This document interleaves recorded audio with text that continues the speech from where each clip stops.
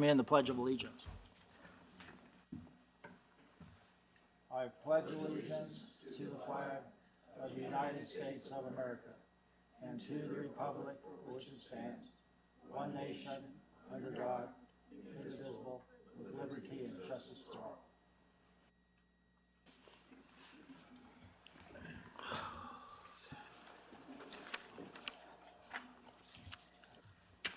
Director Lopez, would you conduct a roll call, please?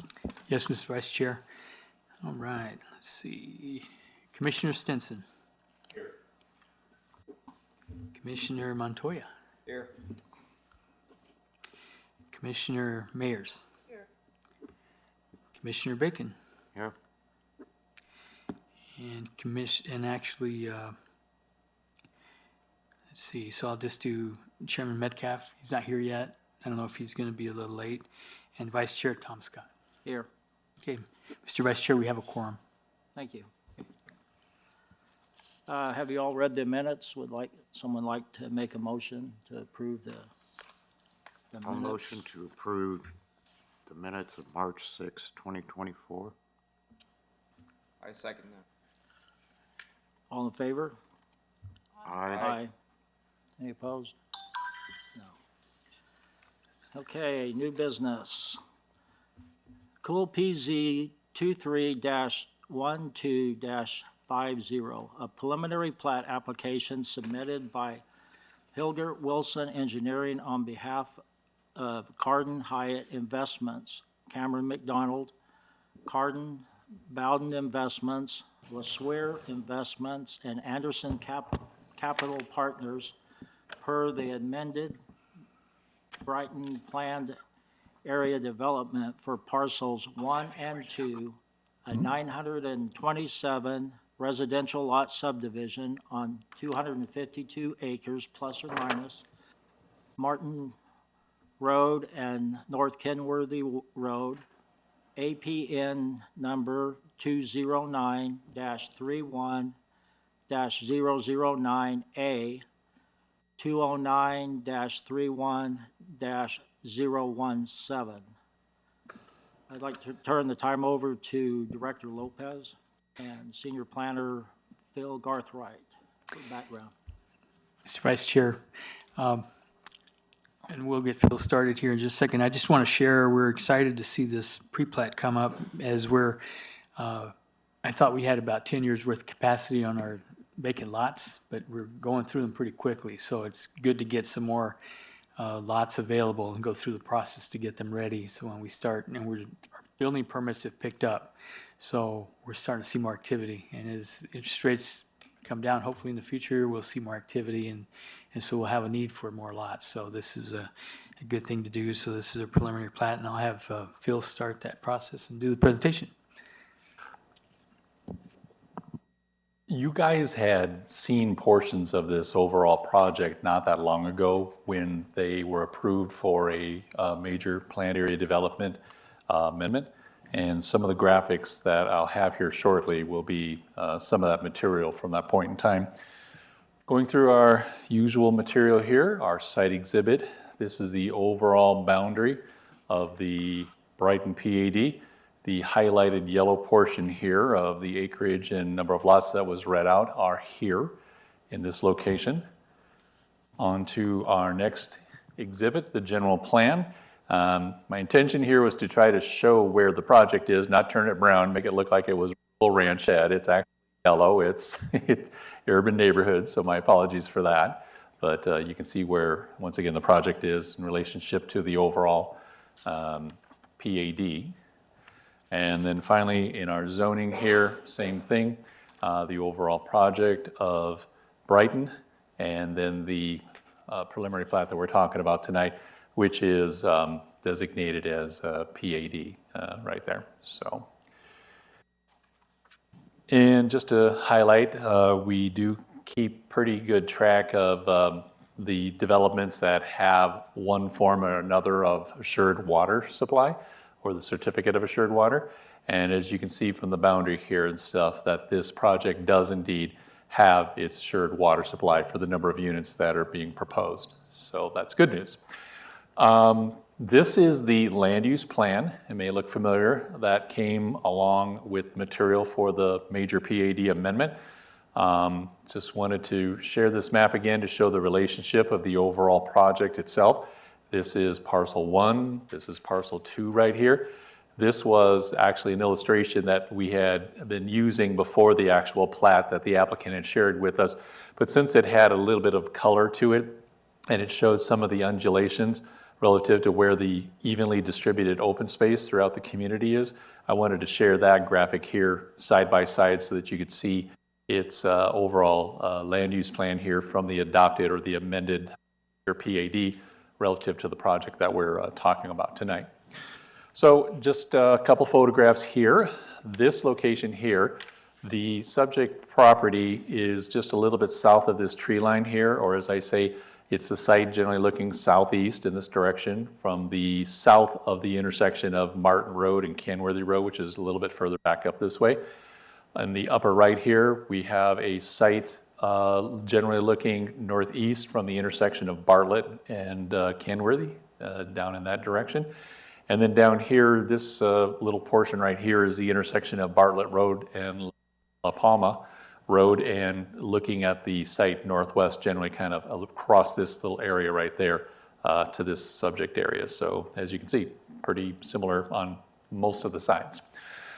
This was the graphic that we had used to show all the phases, what was existing, what was proposed in the Brighton PAD land use. So I just added the parcels 1 and 2 preliminary plat table here so that you could see in relationship to just what the rest of the project is, all the phases here.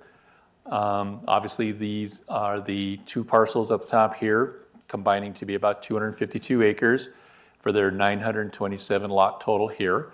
And as you can see, these are involving single family, 48 foot and 53 foot wide lots by 115 feet deep, as distributed throughout all the parcels of 1 and 2 here.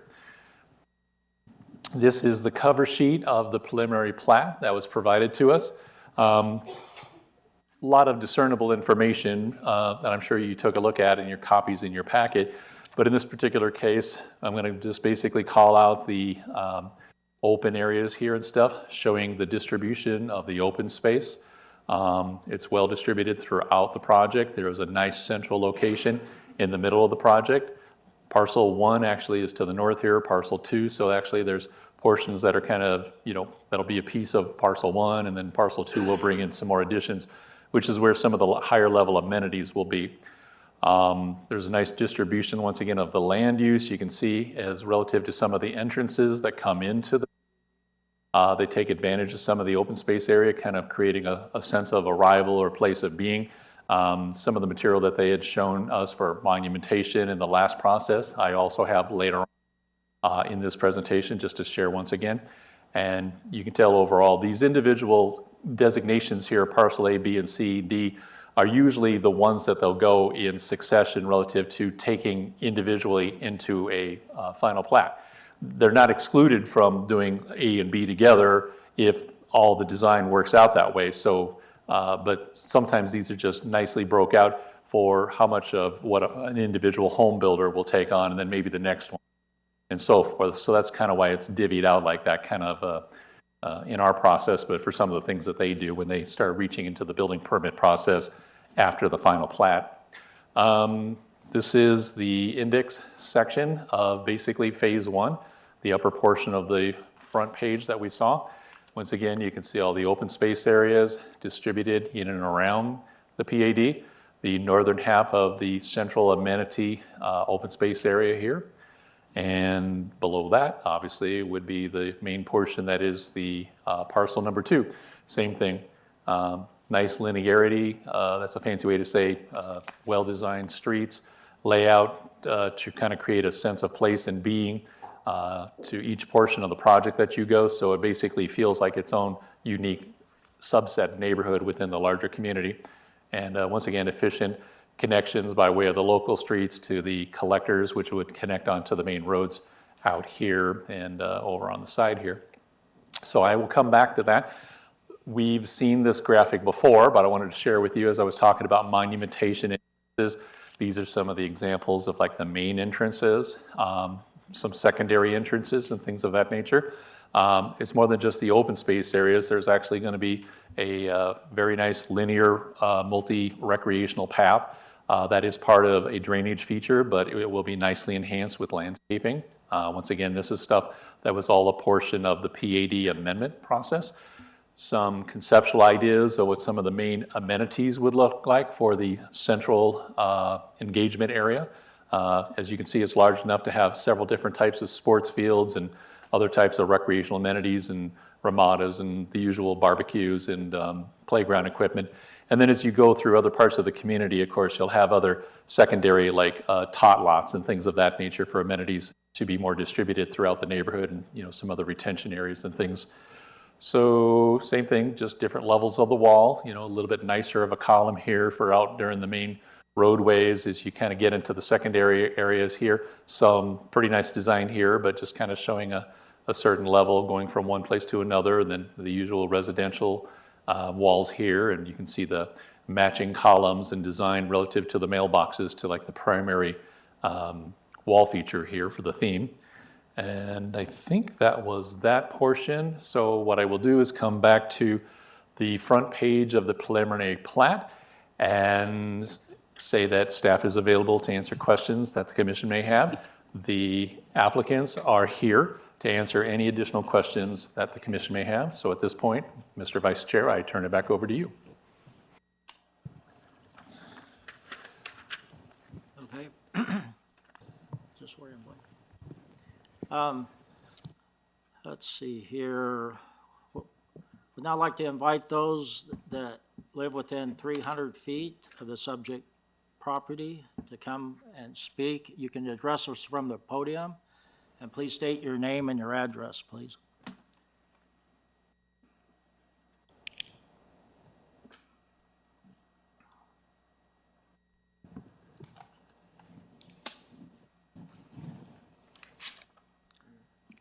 So it looks like we don't have anybody that would like to come forward. Yeah, Mr. Chair, if you'd like, you can see if the commissioners have any comments or questions. The applicants are here, so. Okay. Do any of the commissioners have any questions? I've got a question, Vice Chair. Just taking a look at kind of the open space, I kind of just want to understand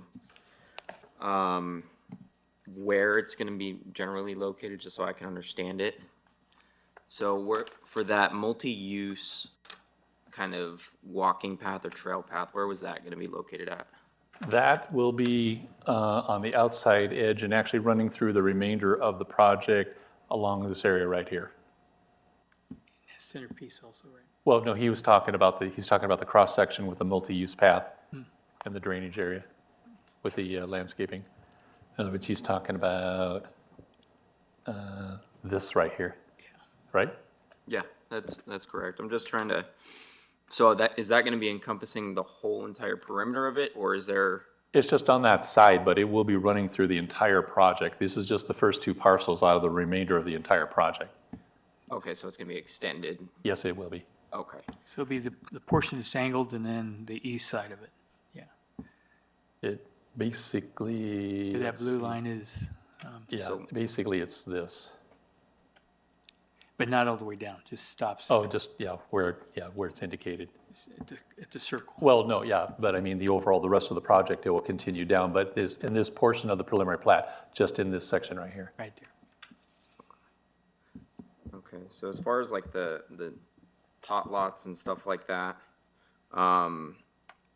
is there any plan, or did you get any recommendations as far as like dog runs or anything like that for dog parks or anything like that in that area? Would the applicant like to address that? Usually, the quick and easy answer to that is that when they get to the point of actually making physical improvements, the design can change a little bit, so it could sometimes include something like that, but it depends on if it's part of their research for the target demographic that they're going for, so. If you want to get up to the podium, introduce yourself, address, and then. Good evening, Cameron McDonald. Address is 1223 South Clearview Avenue, Suite 103, Mesa, Arizona, 85209. Thank you for the questions and as we're going through the final design, as Phil was saying, we're going to add a lot more detail and more specifications on what will be supplied. I know that we are planning on putting pickleballs, basketball courts. I believe there's soccer as well as a multi-use field on top of the various tot lots will be designed and sized based on the total lots that would be contributing, as well as there's going to be more than just the central park location for the amenity, or the tot lots themselves will be other ones throughout the development. I don't know if that really answered your question, but Yeah, I mean, I'm just asking to see if there was just a general, if it was posed as an idea. Just because I know that we're looking at, what, 900 and some odd different units, that's gonna be a lot of single family, potentially with a lot of dogs or a lot of pets and stuff like that in that area.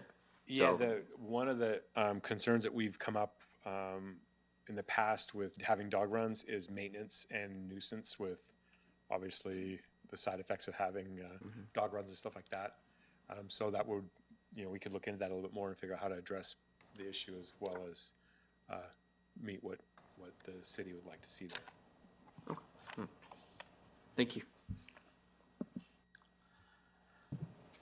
I do have one question. I like numbers, so I always focus in on those first. So on page 3, at the top there, it talks about the parcels 1 and 2 preliminary plat table.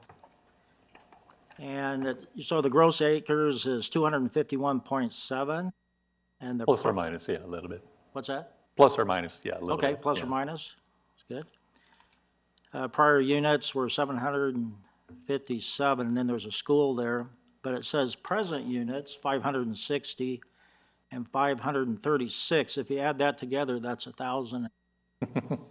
And if you divide that by the acres, it comes out to 4.35 dwelling units per acre. And then over here in the under the general plan on page 8, it says, general plan identifies this area as urban neighborhood with a residential target density of 4.0 units per acre. The approved Brighton pad shows an overall density range of 4 to 18 units per acre. This particular plat has an overall density of 3.7, but I came up with 4.35. Did I make an error in there? Am I missing Well, something? the easiest way to answer that is, once again, on the table here, what you're seeing under what was present units, that was what was initially contemplated, or the prior units and then the school site Okay. allowed potentially up to that. What they actually have is a yield that is like, what, 100 units more, or excuse me, less than what they could have potentially had. But between the 48s and the 53s and the way that the parcel 1 and 2 were laid out relative to the open space, the infrastructure, the drainage channel, which will also serve as the multi-path walkway, multi-path use path with landscaping and stuff, that is a little bit larger of an aspect than some other pieces within the overall PAD. So some of the numbers that you're looking at here are very specific relative to this section. When we're at this level, the PAD level, and you start drilling down into the preliminary plat and even further into the into the final plat, the acreage and some of the percentages might change a little bit, but they're supposed to be staying within the range. So what we have here is what you basically would call a net number here, and a less number than what they could have potentially had. But since they were trying to adhere to this distribution, this is how you end up with a 927. And then with regard to, on page 8, that is making a reference to the overall, the entire PAD, because it's talking about land use. This is the straight up zoning here that's, going into the next step of it as a preliminary plat. So there are two different sets of numbers based upon different types of geometric or physical shapes, as far as, like, in other words, parcels 1 and 2, the way that they're going to describe them, and the land use is actually inventorying the entire PAD, and that's how those numbers come about relative to the land use. So the 1,096, that's potential? I'm still kind of hung up on that because I'm going to tie it to the certified assured water supply.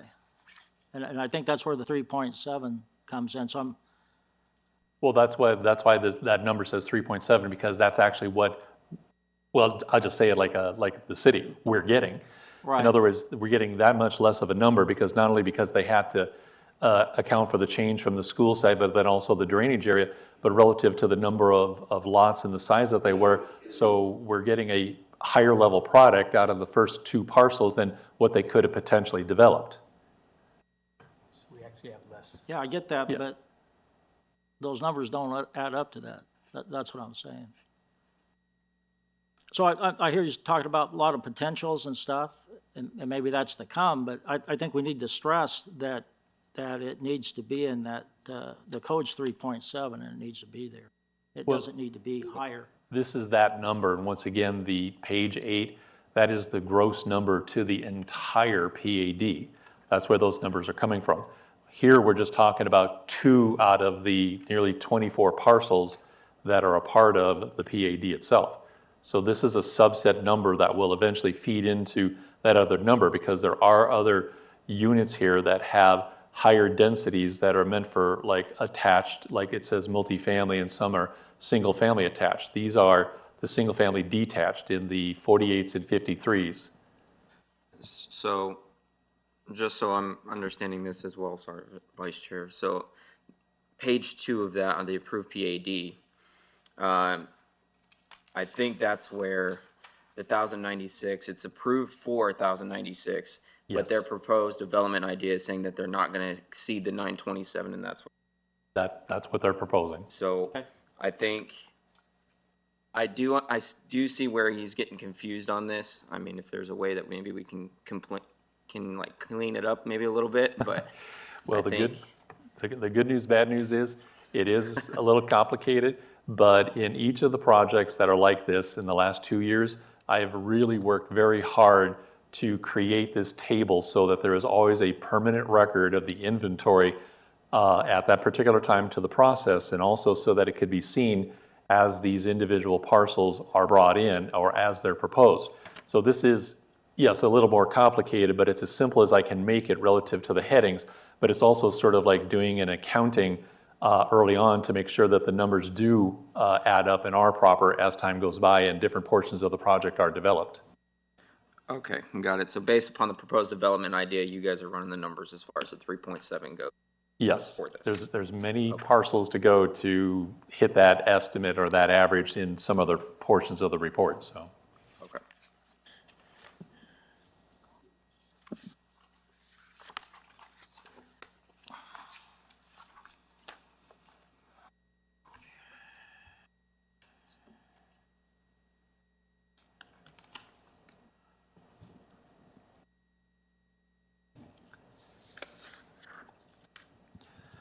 No, he did it because this is where it's easiest right here. Maybe here you can add it to this.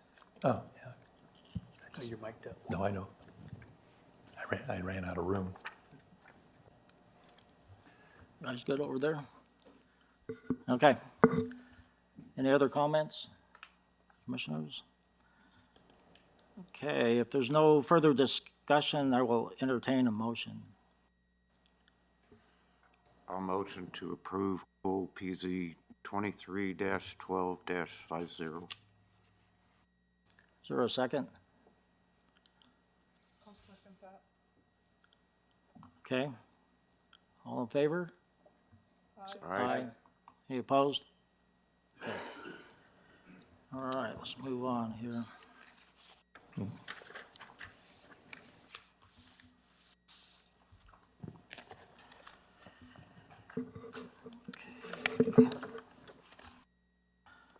Okay, Cool PZ 24-02-08, a major site plan application submitted by JLD Engineering on behalf of Buckets for Rent LLC, Michelle and Jason Cali, for an I-2 General Industrial Zoning District, Section 702 C25 under principally permitted uses, a contractor's storage yard, use on 0.85 acres, as located southwest of the intersection of West Coolidge Avenue and South First Street, APN number 205-14-014A. Like to turn the time over to Phil. Yes, Mr. Chair, again, this is a great use of an existing property that used to be a recycle yard, which is really disturbing the neighbors back in the day, so this was all cleaned up. And this is an equipment rental facility that's going to, when it says buckets there, the large buckets that go on the end of the larger excavators. So they have businesses, and I believe the applicant's here. They have, and I think in Phoenix or the West Valley, they have a business, and so they're proposing to open one here with all the construction going on. So we'll turn it over to Phil, describe the. All right, I think this is pretty straightforward. Some of you know the history of the site, and it's nice to have a proposed use here. Site exhibit shows the location within the city here involving the subject location and properties that it is. The general plan shows the surrounding area predominantly within the downtown core. A very closely aligned area of urban neighborhood is just behind it, but you can see they're both contiguous areas adjacent to each other. And our zoning district here is calling out the color, that is the I-2 General Industrial. And as you can see, there are various portions that are mostly within, at least to the north of Coolidge Avenue and a little bit either side of the project site that are also industrial. So it is a well-established fact that there are these types of uses within the area. This site is standing on Coolidge Avenue looking, let's see, it looks like southeast. Yeah, southeast is this direction here. The subject site is basically right here. As we'll move down the street, this is the existing wall here, the gate that has access to First Street, and the alley is just on the back side here. So from this location, we slide down the street just a little bit right here, which is this corner right here. And this is the site generally southwest from the intersection of Coolidge right here and South First Street. So as we continue to go around the site and then now down over here, which will be the gate entrance here. So this is generally looking to the, I wrote northeast, it's supposed to be northwest. So northwest this direction, here's First Street, and here's the alley that's running adjacent to the site. So the site plan that was submitted to us basically shows the location. Here is Coolidge, here is First. The main entrance will be from this location right here. There's a lot of portions here where the curb and the gutter and stuff have been improved by the city some years ago, so there's some really nice exterior detail existing infrastructure here adjacent to the site. The site generally here in the middle is where the staging of the equipment rental, the comings and goings would be in this particular location here. The ingress egress for regular vehicular traffic would come this direction and park in these particular locations here. A trailer for the on-site business would operate in this location here, and that does meet the building setback line from residential for this type of use, or at least the industrial from the adjacent district being residential, so that is important. And then we have some internal landscaping here, and probably most importantly, the existing wall is about from here down to here, past the gate, and then about right here. Those portions will be improved to this feature right here, these different color combinations to be improved that way for the existing wall where hopefully they can utilize all the wall there and stuff, but portions of it, if it needs to be replaced, they'll do that. But then, of course, there'll be this same kind of feature running all the way down along Coolidge Avenue and then on the backside here. So it'll be a really nice looking feature, also give them screening and, of course, security for the type of business that it is. And generally speaking, that is basically the bells and whistles we have for this. So as Gilbert said, the applicant is here. They can answer questions that you might have. So I will turn it over to you, Mr. Vice Chair, and we're also available for questions. So. Okay. We'll now like to invite those that are within the 300 foot of the subject property to speak. When you come to the podium, please state your name and your address.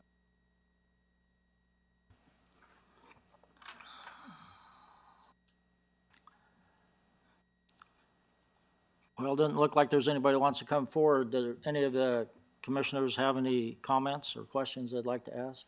I've got a couple. I guess I could use that. Number one, on the paperwork that you provided us with for the major site plan discussion and action, has got two different P and Z numbers. It's got the 240208, and then farther down, it's got the 230734.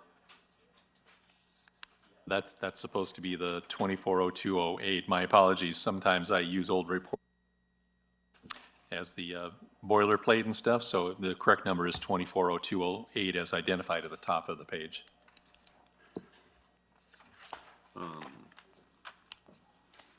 Actually, and then I would say, and probably out to both staff and to the owners, commend you on the idea. I know that facility very, very well, that whole block, actually. I started back in 1980 with Macbeth's Fire on Christmas Day. So, my question and my concern with doing it is you're showing one egress point, and that's on First Street. Are you planning on putting a secondary emergency egress maybe onto Main or onto someplace else?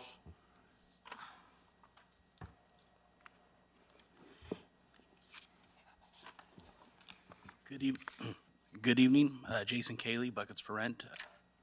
The property, as it was designed, we were only going to have the one entrance on First Street, because there is the street on Coolidge Avenue does have set up for parking as it is currently. So that was just the plan, was to initially just have the entrance on First Street.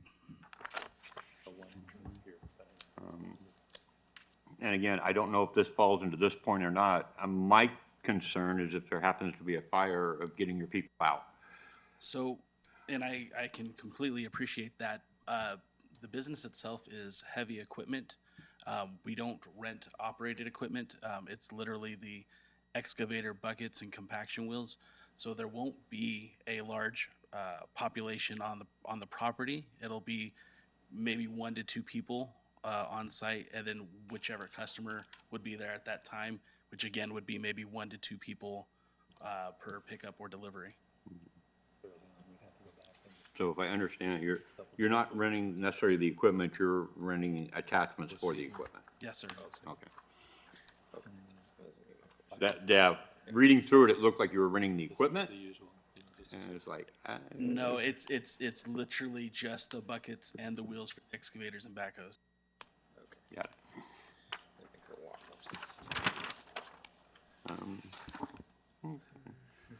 I've got a few questions. Yes, sir. For you. I was just curious up here,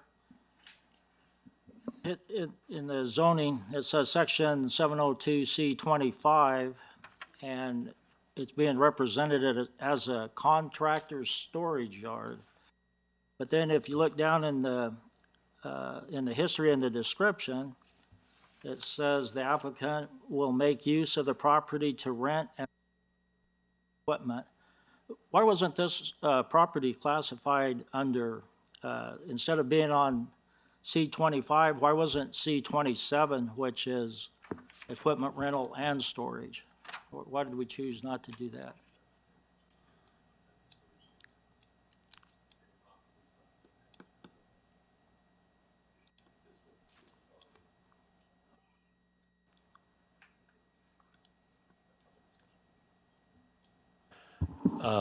Commissioners, Mr. Vice Chair, about the same time, the property that was across the street, which is Murillo Grading, I think, similar type of situation, the fencing, the single point of access. When they had come to us, we actually had to add something so that they could operate on the north side there with regard to the discussion of the contractor's storage yard. It was about the same time when Buckets for Rent came and was talking to us that we had determined at that time that that would be the category that we would put them under. It's not to say that the other defined use might be applicable to it, but relative to the discussions and like the earth moving or storage on the north side and the way that we were talking with them seemed to be the way to commensurately at least address it at the time. So it's just continued from that point in time, almost 2 years ago, so. It's just a little confusing that we're focusing on a contractor's storage yard. I'm not trying to cut hairs here, Yeah, but just 2 numbers down, there's actually one that's a storage yard and a rental right. identification. Yeah, Mr. Vice Chair, this is I2 zoning, so it allows a lot of different heavy uses. So the use is actually less than I2. It probably could go into commercial district, but the fact that it's industrial allows either or. But the standards, the requirements we'd have are still the same. You know, the parking and the, dust-free surface and the entrances. We also let the fire department look at this early on. They didn't have an issue with the entrance, so, just we run this by Fire and Public Works to make sure they're okay and they don't see any issues. So because of the low number of occupants on site, they didn't see an issue with that. But either sections, that's a good observation. Either of those sections of our staff report would still be the same as the requirements, different if we cited one or the other. So, Okay. yeah, we could have used the other one too, probably, but you're right. Okay, and then on page 8, under the fire department's content, along with what Commissioner Stinson said about there's only planned to be one entry and the same exit, but the fire personnel here, and I don't know if it's just the proper way to say it in a sentence, but he says entrances, so that, I would assume that would be plural, are to be 24 feet wide, and travel lanes are to be a minimum of 20 feet wide. So I'd assume coming in, he said entrances, maybe that's just the proper English way to say that. Yeah, so they're stating that they, of course, the entrance would be 24, and then the going into the parking area, all that has to be dust-free, so they would require 20-foot wide. And that would be for them to gain access to the fire truck. That's wide enough for them to go in and get to the parking area and to the building if they need to for an emergency. But So the coming through the gates, the entryway there will be paved, 20 feet wide minimum up to the park office? in the parking area. Okay. It'll be paved or concrete. It's in under the requirements. The other one could be gravel and aggregate, where they're going to put the buckets because they're pretty large. So that'd be Okay. fine. All right, I just have one more question.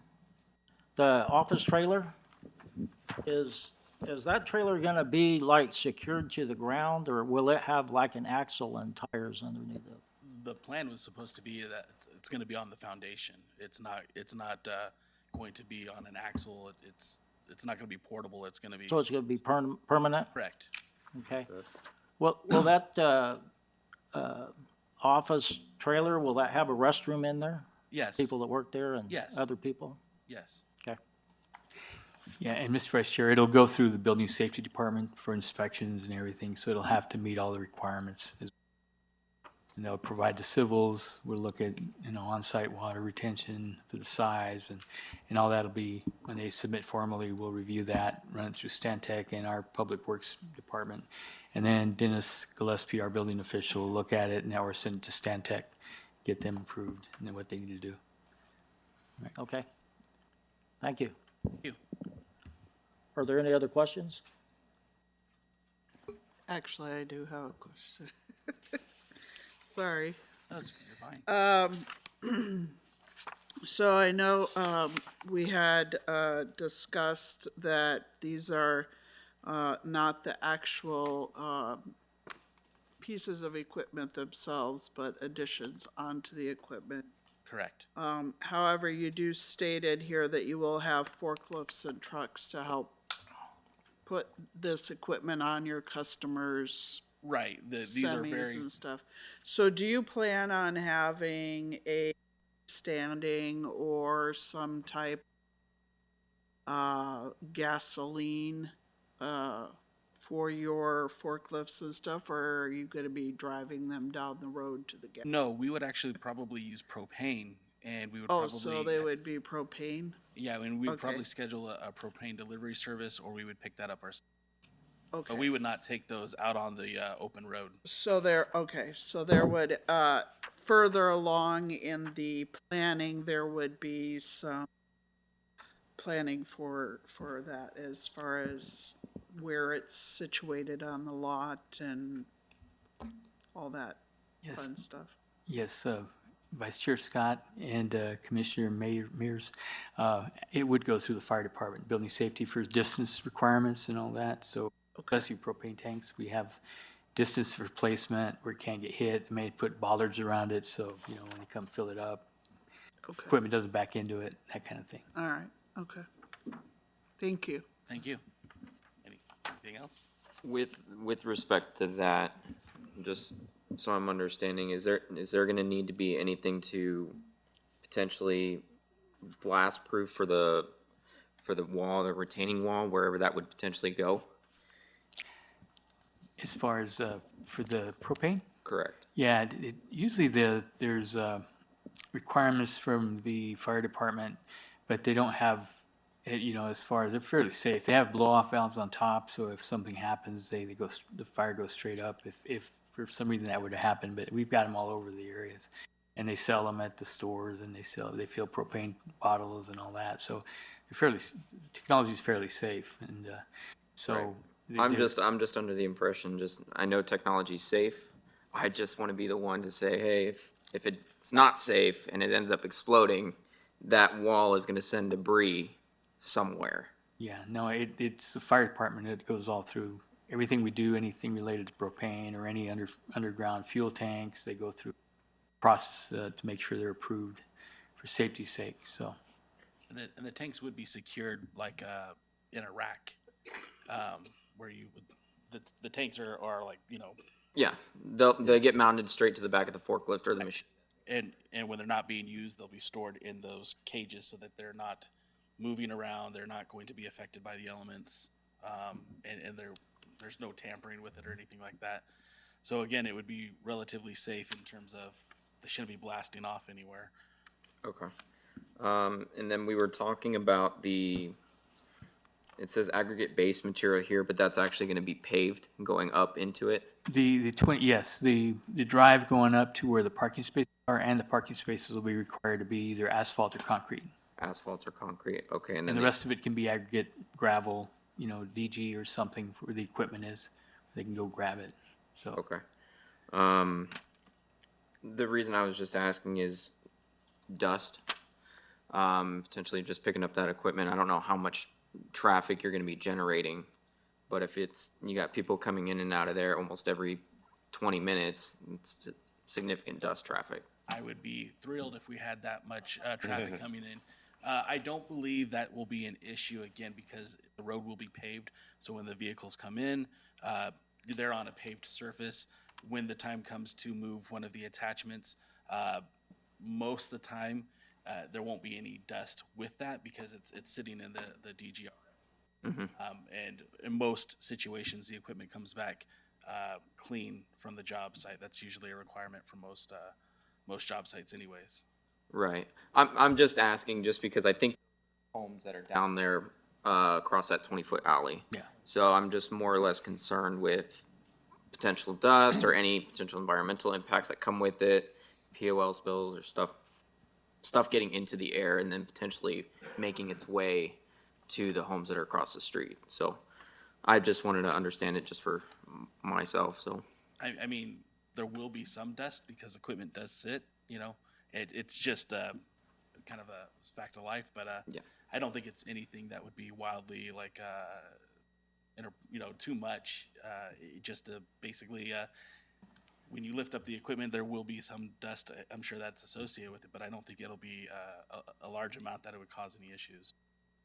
Okay, yeah, and then, Now I'm just kind of getting into the nitty gritty of things here. Sure. For sound, you're gonna be moving that stuff probably at like 6 o'clock in the morning, 7 o'clock in the morning. Be like 7 to 3. Okay. And even then, of course, if there's ordinances that we have to adhere to, we won't load equipment until after those ordinances are passed through. Of course, we don't want to disrupt the neighbors. We don't want to cause any difficulty for anyone else. It's just a good spot for us to be in right there. Yeah, absolutely. I understand. It's a great spot to be in. It's great that something would actually be going there that can benefit the community. I'm just trying to ask the questions that if there was a neighbor here, they'd probably want to know. Sure, yeah. So- And most of the time, there isn't a lot of banging, there isn't a lot of loud noises. I mean, obviously, the forklift, the motor has noise, that does create some sound when you pick up the bucket and set it down. We're trying to set those down very gently because I don't want to damage my customers' trailers or trucks or anything like that. So the process tries to be as delicate as possible, but there is some noise associated with it, and it's going to be a problem. Okay. That's all I have, Vice Chair. Thank you. Any others? Bill? All right, if there's no further discussion, I will entertain a motion. I'll make a motion to approve Coolidge, or Cool PZ 2408. I'll second. All in favor? Aye. Any opposed? Okay. Moving on. Cool PZ 24-02-07, a conditional use permit application requested by Ken McDonald of AES Clean Energy on behalf of Shimizu Wadsky, apologize for messing up your name, LLC, for an agriculture zoning district, section 501.C.11, under conditional use permits. Public utility building, structures, and equipment use on a 48.04 acre site as located approximately 900 feet north of the northeast intersection corner of West Selma Highway and South 11 Mile Corner Road, AP number 401-69-002A. Bill, would you like to fill us in on this one, or Gilbert? Mr. Chair, Mr. Vice Chair, just quickly, this is as you read, this is a conditional use to allow battery energy, we call it energy storage system, that would be exclusively used by SRP. And the difference with this is it's not part of the solar facility to the south. It's facility. SRP would download power from what we started looking at this last year in September, and would download power into this battery system and then upload it as they need it back and forth. So SRP would be in control of the battery system. And so it's coming to you as a conditional use, because that's how it's listed because of how it's being used. So it's not part of the solar, or else it would be under the solar overlay. But it's not part of that. So we had looked at it a little differently, and they're classified under public utility building, structures, and equipment. And that's how it's coming forward through a public process to you for the conditional use and for public comment. So, and then Phil, if you'd like to. Uh-huh. Yeah, that's the right way to put it. Okay, so our site exhibit here, you can see the subject 48-acre site property, the way that it's shaped here. Any area that's within the light blue is the city of Coolidge. Anything exterior to that is the county, as you can see here, north up this way, of course. On the general plan area, since this is within our planning area, we have a land use designation over the entire area, even county areas. And as you can see, the majority of the area is called out as urban neighborhood. And just as a quick little reference, even though we did some general plan activity the last couple of months, but our urban neighborhood land use is the one that allows the most zoning districts. It's like 12 or 13, 14 different zoning districts. So the urban neighborhood has a very wide range of the zoning districts. And the zoning itself, which of course is pretty much everything around it, is the green here, or our favorite agricultural, green for agriculture. The site here, in a couple of pictures, right here is the site generally looking to the southeast from 11 Mile Corner Road.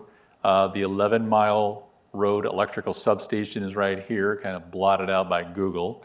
As we slide down the road a little bit here, still on 11 Mile Road, this is basically looking due east across the roadway here to the subject site, right here. And then as we go a little further down the road here, now we're looking northeast at the site right here. Same thing from 11 Mile Corner Road. So you can get a general idea of what it looks like in 3 different positions from the roadway here. Just a quick notation before we go to the site plan. The site plan will show the actual facility itself is located about 800 to 900 feet from the roadway here internally and stuff. So the actual primary facility itself will be a long ways back inside the property here. So on the site plan, or what I was just talking about, moving to the front of the facility right here relative to where 11 Mile Corner Road here is. So this is the basic site plan here. This hatched in area here is another graphic that I have as the next slide that kind of zooms in on it. The darker area here is where the battery electrical storage systems would be as they are connected. There's a few staging areas relative to like the construction of the material right here. But before we go to the next slide, I'd also like to point out that once again, the size of the property and then the distances from anything from the facility itself is like, along here is like 250 to 350 feet, at least 100 feet along this side, 150 or so on the backside here. And like I said, it's like 800, it might even be as much as 1,000 feet, I forget exactly. So it's quite a ways in there from anything else that's around it. So zooming in on the area, just wanted to show the access coming off of 11 Mile Road, running into the facility right here. This would be the fenced compound here, once again, quite a ways off from any of the exterior property lines. Water treatment area over here. Their laydown parking area, which of course is primarily used during the construction phase for the material that would come out here for the foundations, situating the equipment itself. And this internal line here is basically kind of a self-imposed 50-foot setback line just to show the proportion relative to actually how far it is from the property lines unto itself. And then also, as in any case, any type of utility element here, screening from right-of-ways and nearby residential. The residential is quite a ways off-site. The solar array is right here, and on the back side, the canal is right here. There are some residences on the north side, but once again, internally here, you got a couple hundred feet, and then another 100 to 150 feet before you even get to those other residences up here. But along the right-of-way here, you can see the landscaping that will be required in the normal practice that we do. And the fence itself will actually be powder coated, so even if it's internal to the project, it can have a tendency to sort of glitter like a bunch of diamonds, which is why we've been having the powder coating on all these types of fencing. So that will also reduce the glare and stuff because it won't reflect because it's powder coated. So that is basically what I have. Here's the site plan, but I just wanted to also read in from the report here that any conditional use permit based upon the findings, and those such things are like number one here, it says the site for the proposed use is adequate in size to accommodate the use. And from what's been initially demonstrated by the applicant here, it appears to meet that criteria. The second portion is the site for the proposal relates to street adequacy and width and the type to carry the quantity and the kind of traffic generated by the proposed use. Relative to the staging of the activities here, obviously the solar array here has experienced the similar type of traffic access and equipment and material that would be brought on site, so there's a similarity there, so that appears to also meet that criteria. The third element is it says the proposed use will have no adverse impact upon the abutting property. From the inventoried set of conditions from what we have identified here, it also appears to meet that criteria. And there's just two other ones here. The proposed use is in conformance with the general plan. That's why I highlighted the flexibility, or at least the range of the urban neighborhood area aspect, so it does meet that criteria. And then the last one is the conditions stated in this approval are necessary to protect the health, safety, and general welfare. And in pursuit to that, that's why there's the general conditions apply to every conditional use permit and all of its requirements, and then the special conditions applied to this type of conditional use permit. So right here, there are the 13 criteria, 14 if it be something else that any other conditions the planning and zoning commission would deem necessary. But there's additionally the 13 other criteria that offer the inset of requirements and protection to make sure that this is developed as it is currently proposed.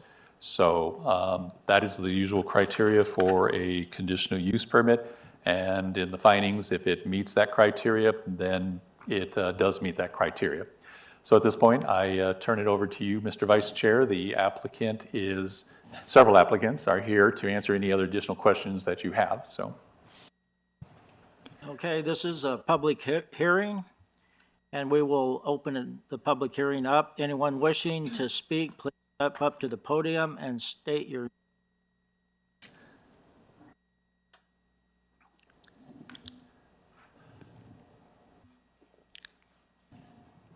Good evening. Thank you for letting me speak, Mr. Vice Chairman. My name is Noah Hiscox, and I'm at P.O. Box 309 here in Coolidge. Everybody gets signed And in. I read the information I could get on this, and it said it functions independently of any solar site, but it's curious that it just happens to be next to a large solar array. And if that utility grade solar array wasn't adjacent to it, would this have been placed there? Or is it only necessary because it's next to the solar? And I find it hard to believe that the power generated from that solar utility won't be stored in this same facility. And I just feel like we made a promise to the citizens of Coolidge, and I know to me personally that there'd be no more solar if it weren't within the boundaries of the solar overlay. So this, if it walks like a duck and talks like a duck, it sure, I find it hard to believe that it's not associated with the solar.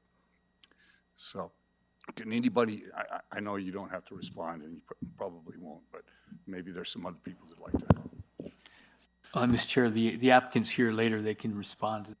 But we were told that's how, when they presented to us, that it wasn't connected to the solar. So that's why we didn't look at it as an accessory use to the solar, or it would have had to been within the actual overlay, which they could have put it in, but since it's a separate entity, we said, okay, well, and we've got different applicants throughout. They're looking at potentially the same area, the same area, but the same type of facility. And there may be one where there's another solar around it, and they could probably speak better to why it's located here. And because first thing we said, well, put it inside the existing and its accessory use to the solar, which the overlay that was adopted with your help and created. But since it wasn't, then we treated it differently because of SRP's use of this thing and how they were utilizing it. That's why it fell under the public utility building structures and equipment. And that's what we started working on this in September. That's why it's classified that way. Now, if they changed it, then we certainly want to know that. So. Well, thank you, Mr. Lopez. I appreciate that explanation. And I just, as I say, I have trouble believing that this is not associated with that solar. Mm-hmm. And if the commissioners have that doubt in their mind as well, they may need some further clarification. Share the substation that's near me. Thank you. Oh, your mic's up. Sorry.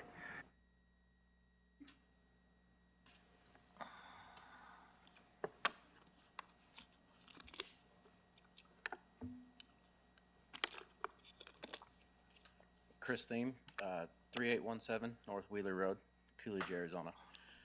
My question on this would be, so can SRP guarantee us that they will not be purchasing power from the solar to charge these batteries to then put back into their grid? Because why would they charge the batteries and then throw it back into their grid?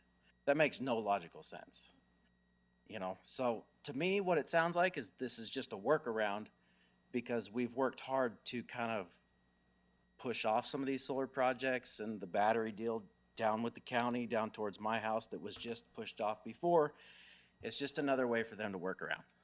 The other thing is too, we had some applicants up here earlier tonight that potentially are proposing almost 7,000 housing units, not too far from this, couple miles, but not too far. If they, in the future, bring those 7,000 units and everything else, is this something we want right from, well, the fairgrounds and everything else? I mean, is that really what we want as a community? I mean, that's a lot of people that are going to be around this stuff if something happens. So we really need to think long and hard. Is this really something that we need? I'm going to say probably not. I would say a lot of the community probably says not. The people here probably say no. So what's in the best interest of the future of, not tonight, not these companies that may or may not bring any tax revenue, because once they install this, ain't nobody working there. There are no businesses. They're not providing anything to the community. They're just putting something here.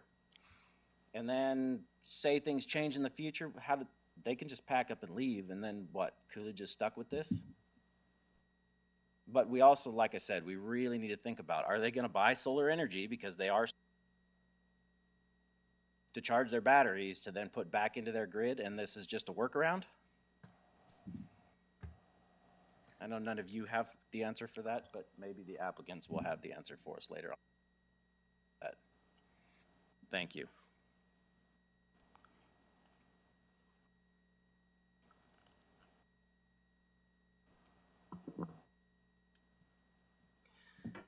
Brenda Hiscox, P.O. Box 309, Coolidge, Arizona, and thank you for the opportunity.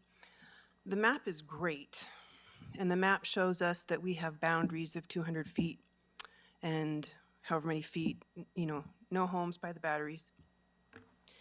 Unfortunately, I've done a pretty deep dive into battery storage for clean energy or any kind of massive storage like this. We're talking almost 50 acres.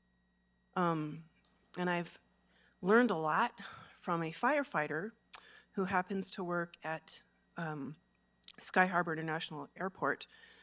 He's a hazmat specialty firefighter, and we've gotten him involved on the solar side of battery storage. And so this is what I've learned. It doesn't matter where the fence is, because if there ever were a fire, which is what he specializes in fighting, number one, they don't put them out. There's no fire hydrants. You don't put them out with water. You cover them with dirt using heavy equipment. That's how these are put out. And because of the thermal runway that's called a thermal runway, the fire can go through the entire thing. So no matter what the developer says about safety features or cooling units or cooling features, fire is unpredictable. We also went to a great deal of effort, and we found a climatologist to help us when we went down this solar rabbit hole. And what we learned after 11-mile solar project had been approved, we learned this after the fact, we learned that that project sits right in what he calls Monsoon Alley. It's where the U of A and the ASU have a lot of dust and monsoon equipment because it's such a violent pass-through for the monsoons when they come up through there, that they get a lot of great material from that and a lot of storm activity report. This is south of Coolidge. And so if, let's say, I don't know, a monsoon lightning strike hit it and it exploded, it's not going to stay confined to one section of the battery. It's a violent explosion. And let's say it is during a monsoon. Now we're dealing with winds that you guys are familiar with. We all live here. So we're talking winds, where they come from? The south and the west. Where is Coolidge? North of this. Now, according to the firefighter that we spoke with, he said, you're talking evacuations because they don't burn out in hours. They burn out sometimes in days or weeks. 50 acres, let's say the whole thing went up. It might be a month And his argument is, what toxins are spewing into the atmosphere during that time, even for an hour or 2 hours or 6 hours, and the winds are just right? We're going to get a lot of sick people. I mean, we've seen the explosion over at the plant on the other side of town that they make hair dye, and people had to evacuate for hair dye. This is solar. The components that go into the actual batteries are toxins. They're all toxins. Now let's light it on fire. And even if the odds are small, unless the odd is 0, who wants to live north of that? You can go on the internet and you can read about this stuff all day long. I really like this part the best. Batteries that like cool, consistent temperatures probably shouldn't be installed outdoors in the desert. Even if they have cooling facilities on them, they don't like to get hot. When they get hot, they blow up. Big battery fire storage systems are a solution, but they have. It's happened 3 times in Arizona, with one incident injuring 8 firefighters and another time in California that forced residents to shelter in place for 12 hours. As a result, the Federal Emergency Management Agency provided money to research, listen, to research ways to keep firefighters safe during energy storage fires. Ways to keep them safe during the fire, which would mean don't get them near it. That's the only way you can keep them safe. Ways to keep them safe during the fire, because they know they're going to happen. While a number of installations are on the rise, a persistent problem keeps coming up: fires, igniting at battery storage facilities. Most recently, a fire broke out at a Valley Center energy storage facility on September 18th. This was last year.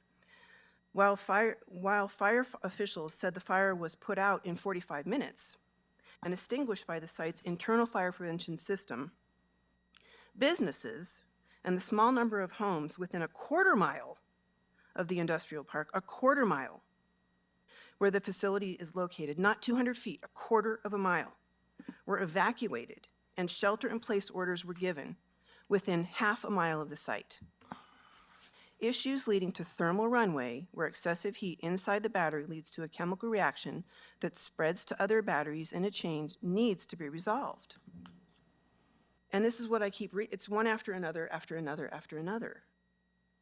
It's not something we want. We're tired of being a solar and a battery storage and a green energy dump for Maricopa County. We're tired of it. Water is not an issue. Water is going to get committed. Ag water is going to get converted to municipal. That's fact. It's coming. Like Chris said, do we want to be looking at this when we have these new houses that are going down in here or by the fairgrounds? I don't want to look at it. I don't want to see it from my house. I don't want to see it if it's 5 miles away. We live in Arizona. It's flat. I don't want to see it. I have to see the pack plant. I heard the pack plant explosion that morning. It lit up my house like it was on fire. I didn't know what it was. It sounded like a freight train was in my backyard. That thing's 5 miles from my house or more. And I could hear it. It was really loud. It was really scary.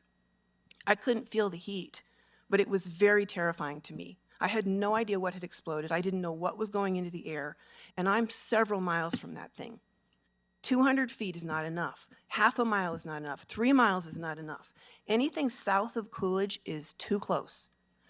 South is south of where the people live, and this is bad.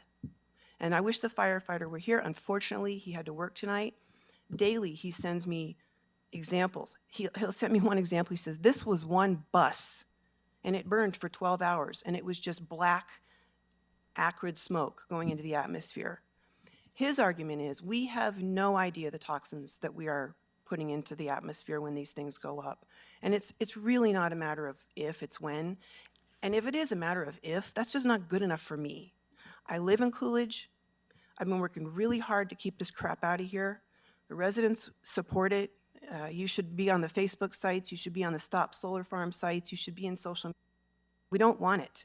So thank you for hearing us, and hopefully you'll vote to say no. Thank you.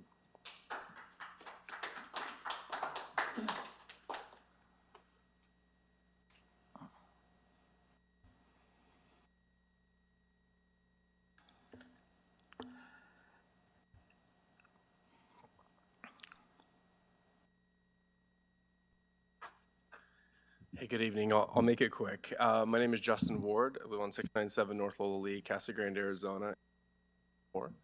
I just wanted to speak tonight and really provide my comments on a couple statements that were made.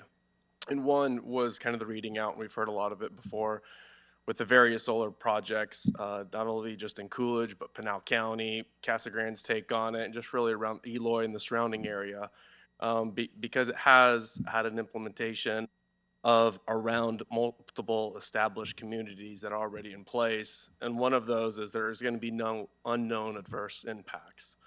And I guess really the problem, and there really hasn't been a statement on how that they would handle in case who is liable in case any of those unknown adverse impacts need to be remediated. That's really the biggest kind of concerning in statement since SRP, APS, and they started with the substation 11 Mile Corner. But this is, going back years ago to the point where we are today, and we just have a sea of solar farms. I know that there's the overlay and precautions that are put in place to have designated areas, but there continues to be more and more projects of this that is not even a guaranteed that the power is going to be even utilized, but just sold to the highest bidder. And it's something that's, not right for the community and others that are native Arizonans and have been in this area for a very long time. But one thing that is of anything that I not only challenge the applicant, but SRP, even the cities, is what happens. Multiple people have touched on it before. What does this look like? There's not enough data. We haven't had thousands and thousands of acres of solar farms, battery storage. And to Brenda's point, very spot on, is that these don't happen, and there's data today when those fires happen. That's not something that is just a few days, that goes on for weeks, but there's unknown toxins on what that does to our groundwater, what that does to our soil as an aggregation community. But not only that, is neighboring communities that are raising family and children that are right next to that, where if there was a fire, if there is something that has to be evacuated for, hundreds and thousands of people, what does that look like? Who's accountable for that? Is that going to be Shimuzu Whiskey LLC? I mean, that lawsuit would be done and they would close that up. It's very frustrating that if it is a part of an SRP project, that they're not saying, hey, as a part of if there is only unknown or there's any adverse impacts that are caused for the remediation, we're going to be held liable because there's a big just unknown for it, and there's only so much that you can do to support it. But since it is going in around neighboring communities, there's an unknown. Nobody's taking accountability for that. And it's once when that LLC folds up, is it going to be Pinal County? Is it SRP? What is the next lawsuit? And I feel like as a fabric that we have as a community, I've heard it, a few different times at even Pinal County hearings, and it's smart planning. It's around Coolidge to getting together. It's Eloy getting together, Casa Grande, Pinal County, and what's doing right for the community and how we want to grow moving forward. And I really don't think that it's not necessarily even solar, but is getting into large electrical industrial around our neighboring communities. That doesn't make sense and is very concerning. So thank you for your time and allowing me to make these statements, and thank you.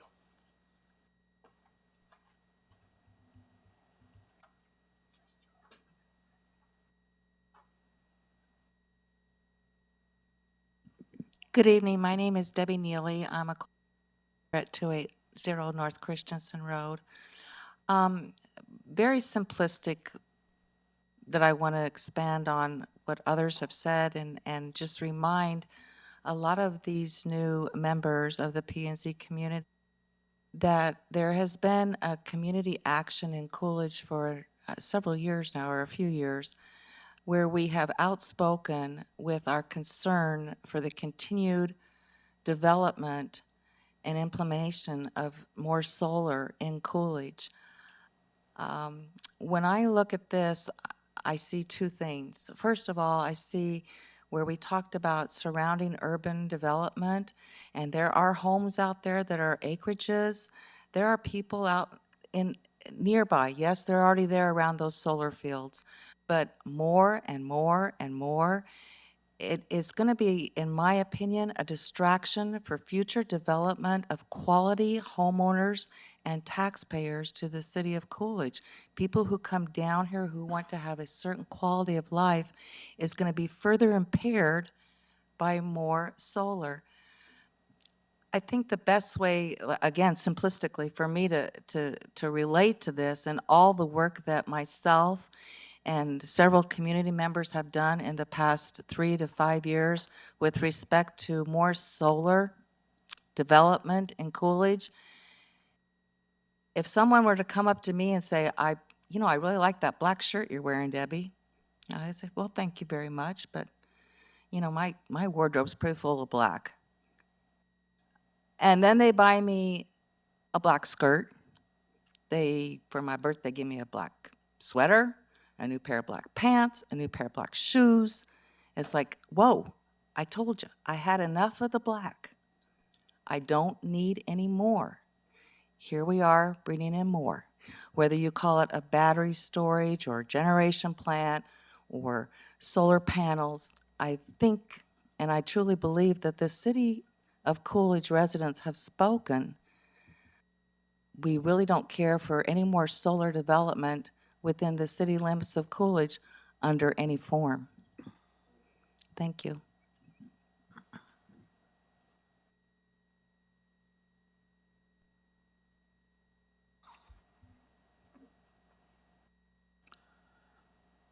Are there any others? Is the applicant here?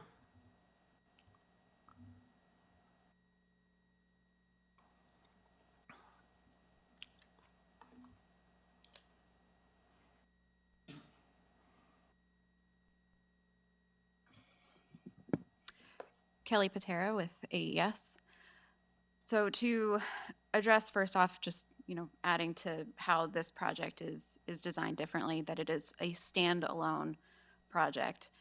It is independently connected to the existing substation. It will have its own interconnection agreement with SRP, its own commercial offtake agreement with SRP, and while we will be the developer, owner, operator, SRP will decide how the energy storage system is operated. The reason why we've cited it here is as the owner operator of the existing solar fields that surround the site, there is an existing substation and the existing generation tie line to SRP's substation, which really reduces our overall impact in the community. We don't have to add another overhead line. We don't have to add another substation. So this is minimizing that additional impact by putting this project here. Some of the other items that brought up, we do have the very far setback. The overall site is 50 acres. However, the fenced acreage is only a small portion of that. As you can see, we do have the road that comes into the site and goes in a full circle. That came from discussions with the City of Coolidge Fire Marshal. That was their recommendation. We are continuing to coordinate with them as well as the State Fire Marshal for any requirements and guidelines from them. The battery storage system is a fully containerized system. No one will be entering the containers, which is the old designs, which have since been improved on for safety. The storage system will also be designed in accordance with all electrical and safety codes. Those are national codes, as well as UL listing per our conversations with the city.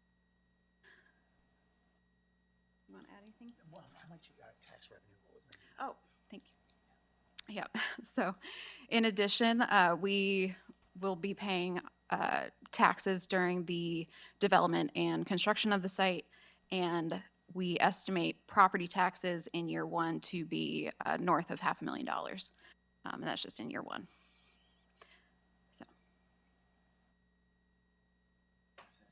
You want to add anything, Craig? No, I'm Carter Livingston, also with AES, and really appreciate y'all being here and really appreciate the community. It says a lot, really. We appreciate the fact that y'all are here in your heart, the way y'all spoke. Safety is our first priority as a company. We are always making sure that we are doing things the right way and safely. So we take what you said at heart, and it's what we work on every single day. So we appreciate your comments, and we appreciate y'all's consideration.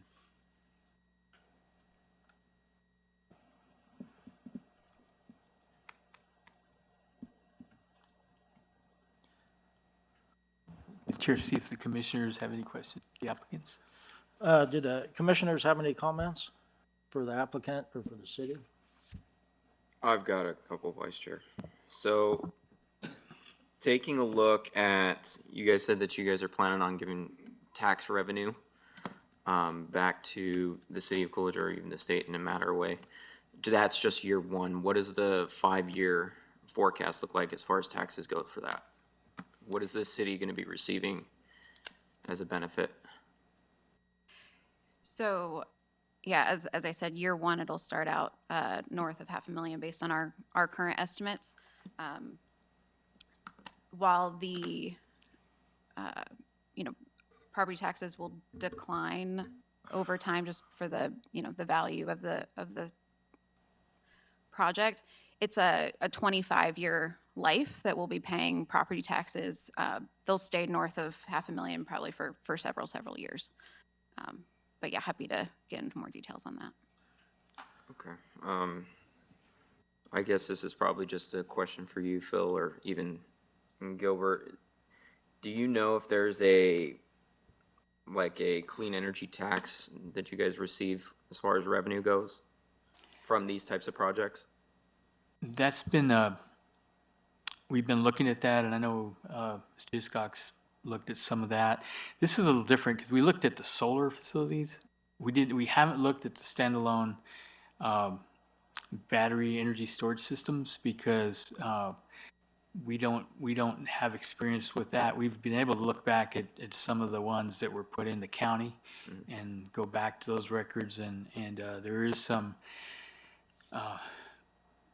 cases where it's equipment, so it's depreciated over a period of time, and then so it starts off fairly high, and then it Right, actually, yeah, they're on a so- 25-year maker's table right. with it. But the property tax itself on the property would probably still stay level, but the equipment would be depreciated. So I'm not a tax expert, but I know that we have looked at that. We'd have to look at it further to see what it is, because I know the state has provided a lot of incentives and to have these type of facilities throughout Arizona, and so it reduces the tax burden on some of the some of the developers. So, but I don't know what that is on this type of facility yet. We'd look into it some more, but it's I would like to look into it a little bit more, just because if you're storing energy, which is a great thing if you have it on your home, battery energy storage is great because if you have a power outage, something happens, you have backup power that goes back. My next question that I'm leading into this is, what homes from that substation, how many customers are you looking to service in an event of a power outage? Do you know that number?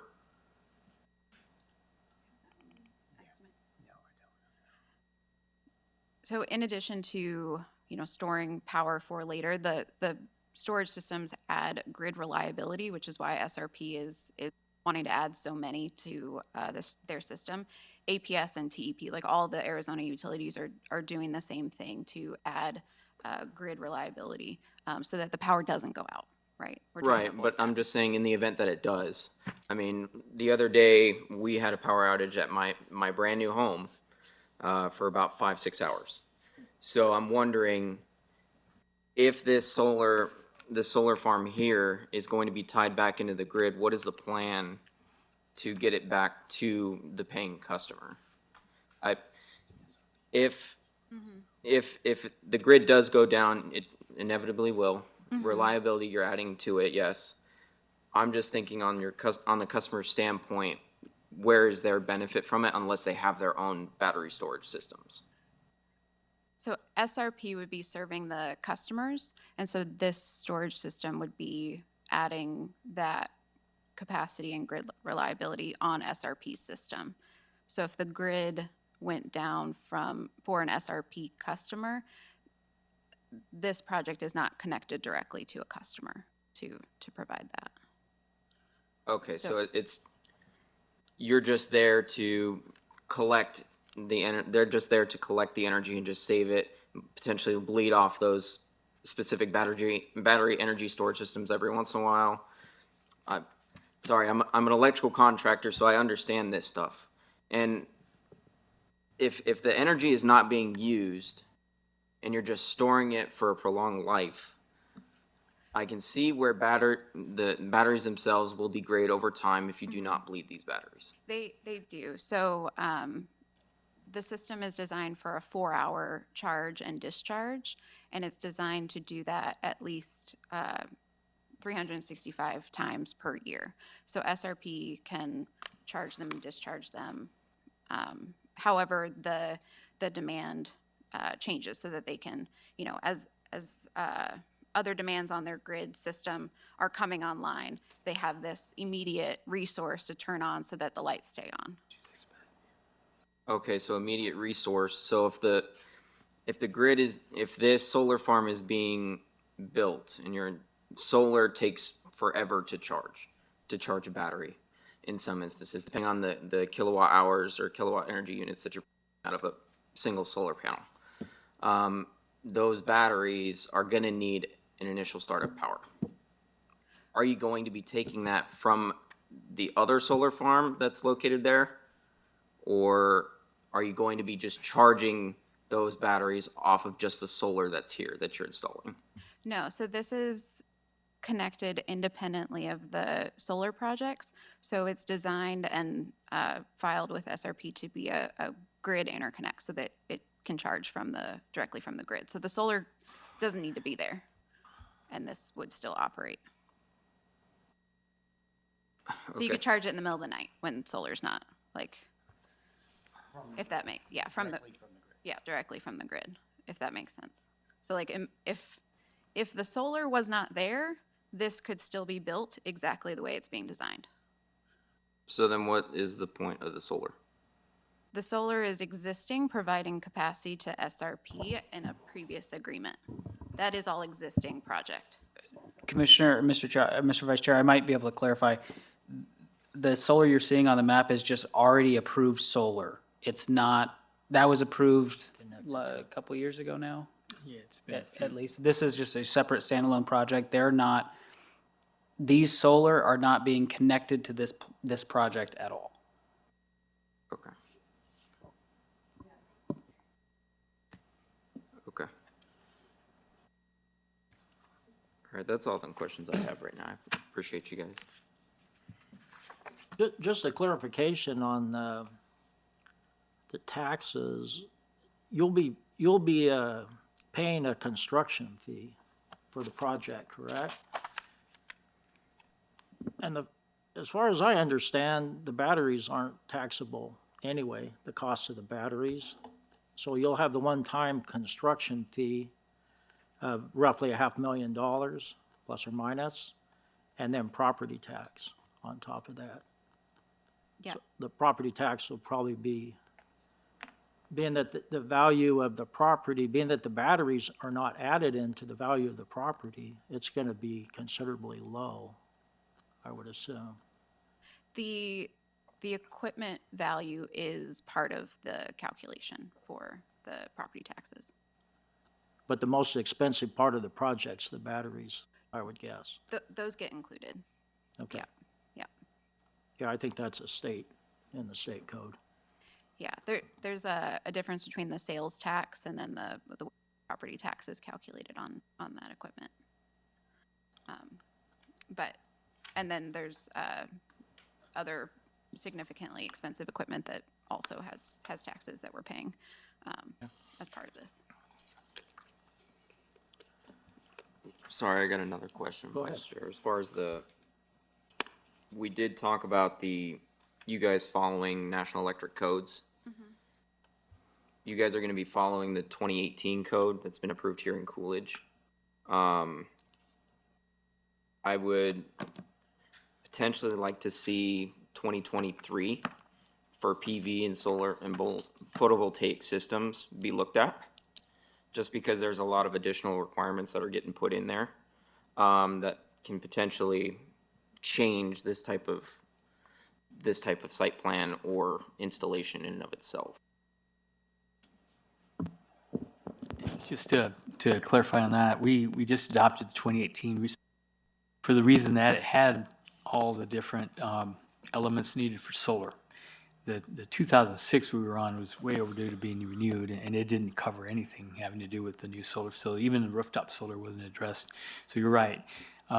It probably will be some time. We can't separate out to the 24 just for the project, but they could build it to a higher standard. The 2018 is a minimum. So depending on what they want to build, they can go above and beyond that. You know, so that would be fine. We couldn't mandate them to go to the higher level. Because a lot of cities aren't on that yet. 2018 is where the state fire marshal is right now, so that's why we pick that in most of the cities in Valley. There's very few that go to the newest codes right away because they want to see all the bugs worked out and what'll work. And then we have amendments we put in. So but that's a good point. Appreciate it. All right. I just have a couple of questions. Just to clarify for my understanding, your company, AES Clean Energy, owns this property and the existing solar panels that are there, correct? Already. We do not own the property that we're proposing yet. We have it under option to procure, you know, when all the items are approved and move forward. But it was, yes. it was available, which may have initiated the collaboration between your to establish this battery storage facility. And due to the circumstances of there already being a substation here, all this other stuff, it lended more credence to this being developed here in this area. Am I understanding that correctly? Yes, the land was available All right. and not improved. So that being said, I'm assuming, I do not see anywhere in here. I see compliance with fire marshals and fire departments and FPA, which I'm assuming is national. That's Yeah. National Fire I don't Protection see any EPA or environmental, anything like that. And so I would think that that would be important. It is definitely important in the community. The other thing is it's running right next to a water source, a canal, right? So what impact does that have on our community? I'm assuming that you will have to comply with some type of independent environmental reporting. Yes, we have completed several desktop and site surveys for on-site surface waters like the canal, endangered species, both at state and federal listing, cultural resources. We have coordinated with the State Wildlife Agency on everything that they would like to see as part of our process. We will get the required construction permits for stormwater runoff. And that's the purpose of the water treatment area is the site will be graded so that stormwater runoff goes to that section of the site and doesn't, go off the parcel. So it'll all remain on site. Okay. So would those extra reports and everything, they would be reviewed by you guys in the city as if this proposal moved forward? Yes, when we met back in September last year, they had done the studies that were completed according to the presentation was the phase 1 environmental, which has a lot of those type, the threatened endangered species, class 1 cultural resources, class 3 cultural resources. That was in process when we spoke to them. Surface water assessment, which they talked about why they created this, that. So that would be in the file. They'd have to produce documents, and it'd be reviewed by the federal agency because of environmental clearance. The phase 1 would have to be cleared. It's the same process you use for federal funds. We used to do that in Glendale. I was the environmental guy. So I'd take all that information, put it in the file, make sure it was right. And Gilbert, correct me if I'm wrong, they'd also have to submit a full site plan within a year if it is approved to come back on more of those details that I think you're talking about. The drainage, grading, all of that would have to come back to the commission. So this is the first process, just the conditional use. If it's approved, then they come back with the site plan. Correct, it's a year. Thank you, Gilbert. One other thing that we did as part of our development process is we did have a public hearing where we invited the landowners close to the parcel for information. We did have a couple of attendees that both supported the project, and we're excited to see renewable energy development. So that took place in February. Thank you. Any other questions before I start mine? Okay. All right. Let me give a little history lesson here, Coolidge. About two years ago, roughly 2 years ago, there was a meeting in this very hall, and it was to talk about the impact that solar has on our community. And in this hall, there was around 200 people.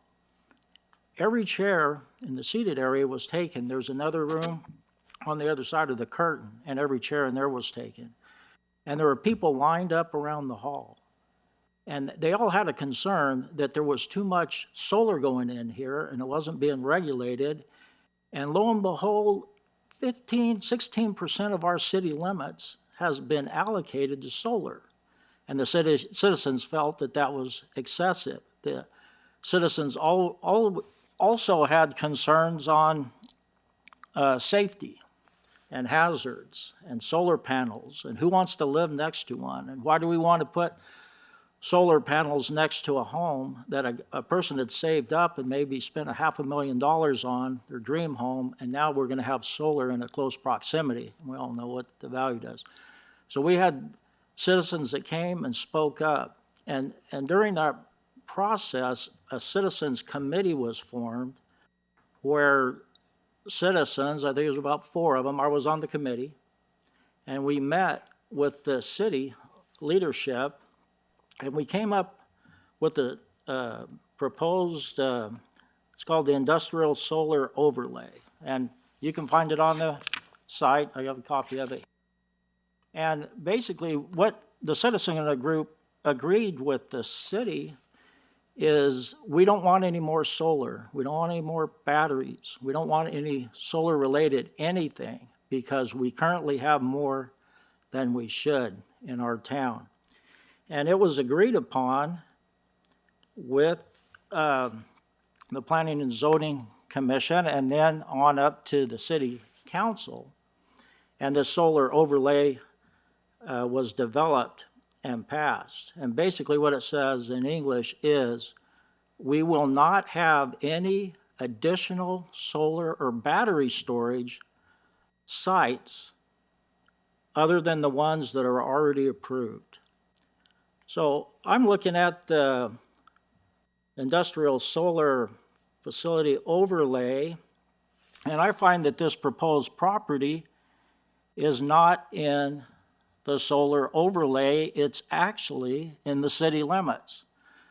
So under the terms and conditions that we all agreed to in the city, when we met with the city, with the citizens group, and was ratified with the city council, I don't understand how you can propose a proposal like this that isn't even in the solar overlay when we are all told that there's no more, there's no additional.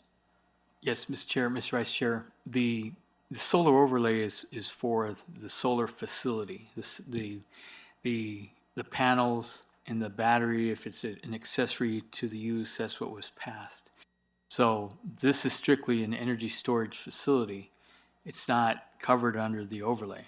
And so now if we want to change that and, I don't think it was understood that way, yeah, that's. Mr. Lopez. When the citizens talked, you know, solar is encompassing. Yeah. It's not portions of it, it's the whole tamale. That's the way it was understood. If it wasn't going to be like that, it should have been dissected and represented back to the public that it's going to be different and not the whole thing. Yeah, and if you remember, back when we started looking at this, the batteries standalones weren't really existing yet. They weren't being proposed. This is kind of a newer, more recent phenomena, and the only place we had to put it, because the way it's addressed in the zoning code was as a conditional use under, you know, the way we proposed, which is public utility buildings, structures, and equipment. That's the only way we can bring it forward. As a zoning administrator, we had to make that call. What's the right venue to bring it forward? Because they have certain rights as property owners and everything to bring stuff. So it's coming to you for that as a standalone, you know, battery energy storage system, but it's not covered under the overlay. And Well, I think you yeah. needed to be more clear with that, because that wasn't even brought up. Yeah, because During the discussions, we met for 6 months. yeah. It was never brought up. So from a citizen standpoint, and I'm sure the citizens here can agree, and the ones that signed the petition, I mean, this was a big movement here in the city, Oh, yeah. that they were putting a stop, or hoping the city to understand that there were to be no more, like zero more, no more. Yeah, the solar facility, but there Well, was, yeah. we're cutting the hair here, Gilbert. Yeah. Well, no, and that's the way the language that was approved by P&Z and the council is. It has batteries and accessory use to the solar facility. So we, you know, when somebody proposes this, we have to look at the legality of the zoning code. And I know what we did. I was there. You know, we wrote that up with everybody here in the room. But this is a proposal for battery energy storage with the utility company downloading power and bringing it back out. So the only venue we had legally to bring it forward is the conditional use. We couldn't say, no, you can't do that. You can't even bring it forward. So it has to have a legal way to come forward. And we conferred with our attorneys and make sure that's the right venue to follow. So that's why it's here that way. That's how we proposed it. Did you say you talked to an attorney? Did you say that? Yeah, we have more than one. Okay, was it our attorney? Nick, were you involved in this? I was involved in that conversation. If the commission would like to go into, let me check the agenda real quick. If the commission would like to go into executive session to discuss, you know, why, you know, legal advice concerning this application and it's where it fits in our zoning code, we certainly can. Can you, where in the zoning code would it allow for a standalone battery facility? Where's that located? As Gilbert pointed out, that's section, So the conditional use is under the ag, and it's, Public- what is yeah, it it's called? public Public utility utility? buildings, structures, and equipment. Yep. So it's under the ag zoning, under conditional uses. So it's under section 501? Is that what you said? Yeah, I believe so.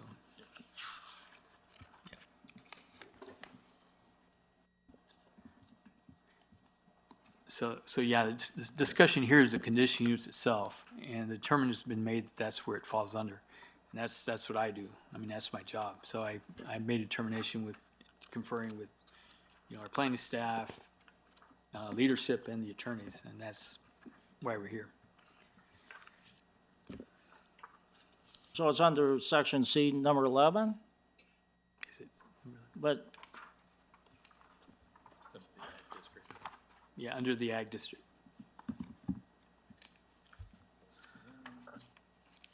But aren't they like ancillary facilities? They're not, No, there's no such language there. That says public utility building structures and equipment. That's what it says under conditional I use. didn't hear you, sorry. Yeah, it's, What'd you say? What did, could you repeat what you just said? it's written right there, public utility buildings, comma, structures and equipment. That's what's under the conditional use definition in ag zoning. So that's where we went for a facility like this. And that allows them to apply for conditional use. It's not a solar facility. It's a battery storage for a utility company. It's taking, solar produces electricity, is that right, or you just tapping into the main line? Where does the electricity come from? From the grid, From the grid. yeah, from the substation. And where's the grid getting its electricity from? Anything that is connected to the grid. So you're, And it depends on, I mean, it comes from SRP, like they charge the battery and then discharge it. so it would be safe to say that none of the electricity that goes into the battery comes as a result of solar. Would that be safe to say? No, you can, I don't think so. It could come from it could come from the nuclear power plant because we have power coming across. It could come from the solar panels. It could go, yeah, there's a lot of, electrons have no address. I mean, they go wherever. Okay. I was just curious if they were tapping into the yeah. location that's right next to them. Yeah, so SRP would be the one that could probably answer that the best. They're just looking at building the facilities, but SRP would be the one that wheels the power and stores it, and you know, there's efforts to build better batteries and more storage. From right now, they're all 4 hours. There's some we develop 6. Eventually, we want to do 8 because at night, when you have no solar or there's a shortage or the summer AC units are up, you know that you hit at nighttime, 7, 8 o'clock at night, the demand is huge. So that's why they're developing these battery facilities to help store power and pull it back out. I mean, that's what we've been told. So Okay. from both APS and SRP, and I don't know about ED2. They're through WAPA. So I just feel that this proposal is just full of holes and assumptions, and that the citizens came forward and they demanded that we stop the solar. We demanded it, and you listened, and we came up with a solar overlay. And now you're telling me that there's bits and pieces that aren't included in it. And, you know, that's not right. well, this isn't solar. This is a battery storage energy I got system. that. Yeah, and that's fine if you Batteries. don't like that. It's fine, but you can't say that we misrepresented this.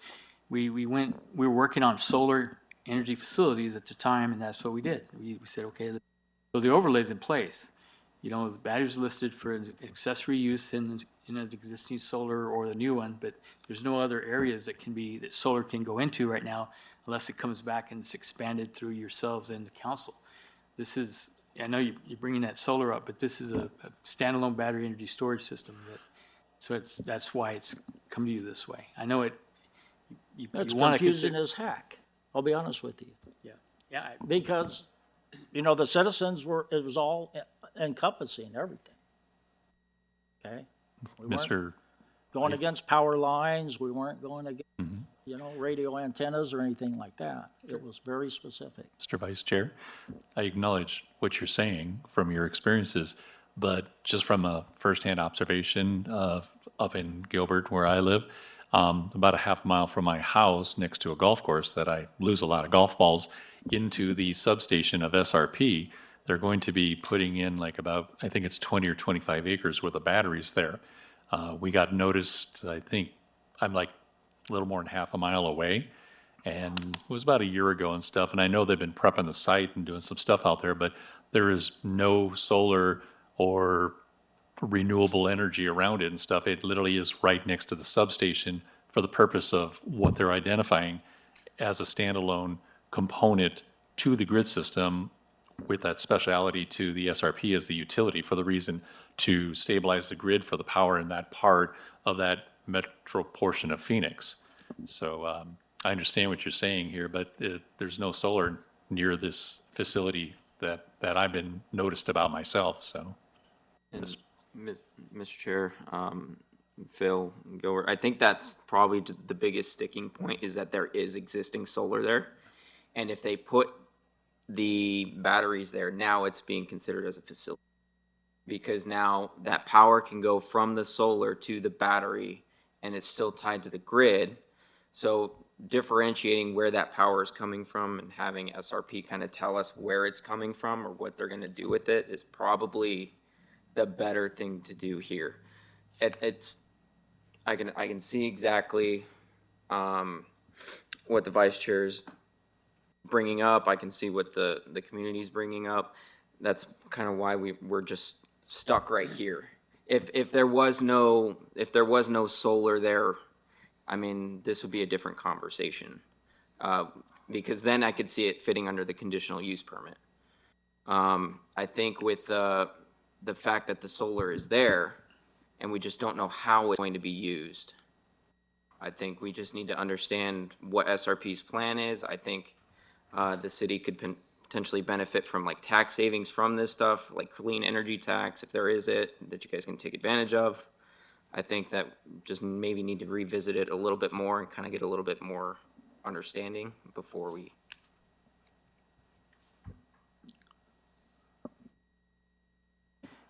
There is the option, Mr. Vice Chair, if you want to table it so we can give you more information on how this, it's up to you. It's up to the commission if you want to do that, and get more information from the fire chief and everybody else that's involved. I got another question here. This, excuse me, AES Clean Energy, are they a public utility? They're a private company. Private utility? Are you guys a private utility? We are an independent power producer. Okay, you're a contractor? No, we develop, own, and operate projects, and then we can sell them to utilities like SRP and APS here But in Arizona. you're the one that's applying for this. Yes. But you're not a public utility company, like SRP or APS? No. Yeah, I looked you up and you're not. Yeah, the look your project company is up. going to be serving SRP. So SRP is our customer who serves customers. So being that they're not a public utility, but they're wanting to set this up. You know, Well, that the makes issue is sense. that the end user is going to be SRP, and they're the ones that are going to control the site. Wouldn't So- they want to, would we want to have them on there as the public utility? Well, they're utilizing third parties to build these things, and they're not building it themselves, so. Yeah, it's I know not what we want, direct. but that's what they're proposing, so. Yeah, we looked at the same questions, but it's the end user that we're looking at, and that's where we. Right, I agree with that, but I feel that the end user, SRP, a public producer, utility company, should be on there. Yeah. Because when I looked up the Arizona revised statutes on, what, public service corporate is, a public service corporation is, it isn't this AES, Clean Energy, that's applying for this permit under the public utility building structures and equipment. Right. They're not that. They're not a I know, public but we utility. determined that the end user is is SRP, so that's. No, I so got that, I can- understand that. Yeah, yeah. But they're applying for the permit, not SRP. Right. Mhm. Yeah, we know that. Okay.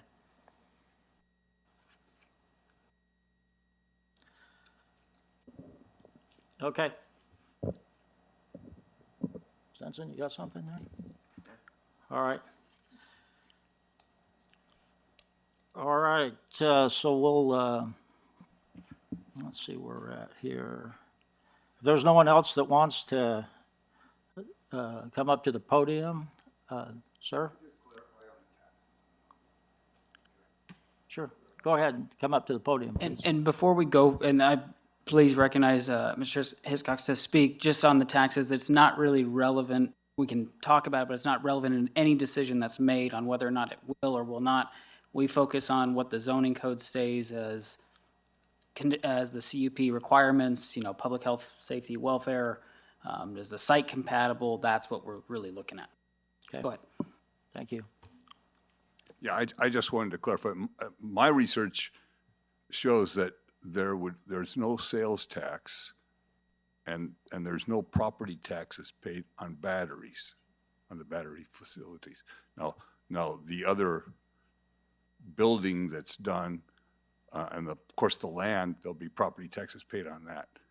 But, and if it's not related to green energy, then it probably would not have the 10-year declining rate where at the end of the 10 years, they pay nothing. But I can't guarantee that that's not the case with this project also.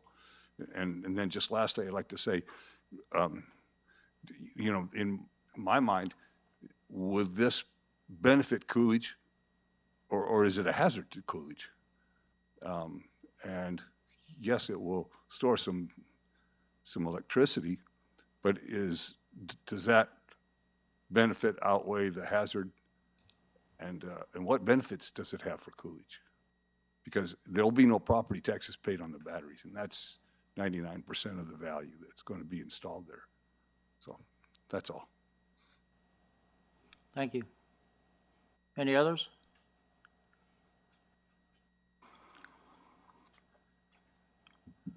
Good evening, Vice Chairman Scott, Commission members, Tom Bagnell, 7443 South Sunshine Boulevard. I've been dealing with these issues since September 1st, 2015 regarding solar, battery storage, and everything else. I realize this is just battery storage, but what we're looking at here tonight that we need to think about is that we're taking this and it's the statute and the part of the code says it's a public utility.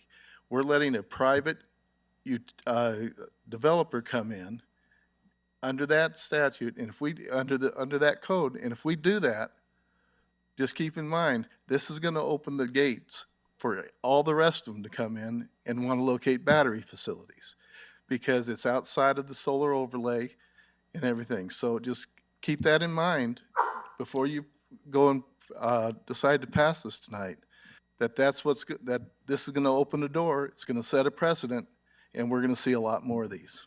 Thank you.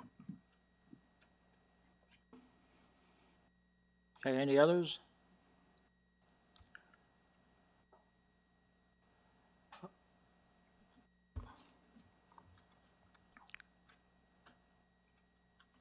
I'm Bob Shimizu of 2191 Forest Hills Road, Prescott, Arizona.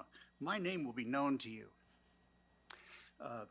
Some years ago, Bill and Tris Wadisky and me and my wife put together a chunk of money and bought this because we thought it would be in the path of progress. And over the years, I've watched it.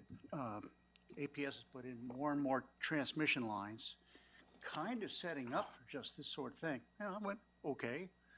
Oh, a new transmission line, no big deal. And it wasn't even part of Coolidge until some years ago. So when the city of Coolidge annexed our land, I went to the city guy and said, you know, they're building solar all around us. What's that going to do to my property value? And he said, and this is a quick thinking guy, he said, well, there'll be quiet neighbors. And that's been true. We'd like to see this happen because the state of Arizona has a history of exploitation. Silver, gold, copper. Here's one thing we're not going to run out here in this state, and that's sun. So I think it's a good use of this, and it fits right in with the way things are going. And no, I don't live among you, but I'm a landowner, so I guess I'm a community member. Thank you.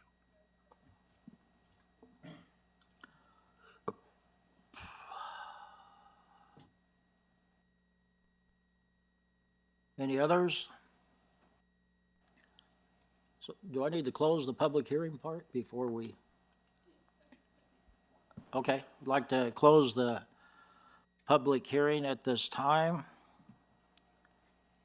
And if there's no further discussion, I would like to entertain a motion that we deny Coolidge or Cool PZ 24-2 2207, we've heard testimonies from the citizens that actually live here. They have to deal with this. And I just don't feel that it's a good fit where the location is, and it's not in the solar overlay that so many people came to these meetings and stood up for, that they didn't want any more. No more. So I make a recommendation that we deny this application. Do I have a second? Okay, Chairman, I will make the motion that we deny Cool PZ 240207 and Resolution 24-03 as presented. Okay. So is that in a form of second? Because the chairman made the motion. No, it sounded like, just point of clarity, sounded like Vice Mayor Scott was trying to seek a motion to deny, and Mr. Simpson made the motion to deny. Oh, okay, so So now you need a second. And then I'll that would second clear that it, then. yeah, if you'd like. Okay, wasn't quite sure there. Okay, do we vote? No, Mr. Scott said he seconded. Oh, you the motion. seconded it? Yeah. Okay, all right.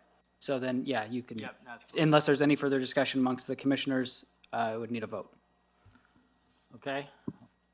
All in favor, say aye. Aye. All opposed? Nay. Nay.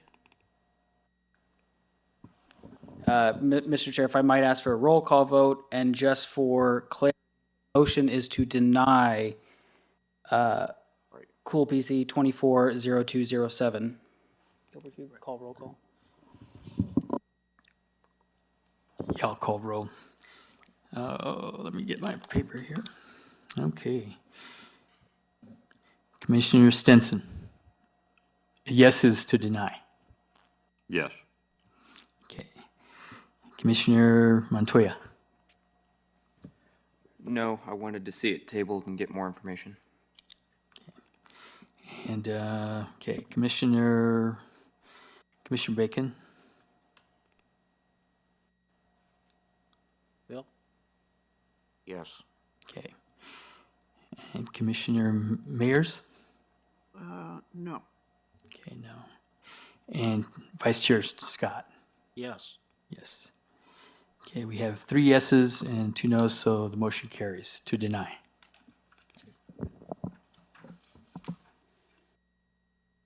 All right, let's move on here.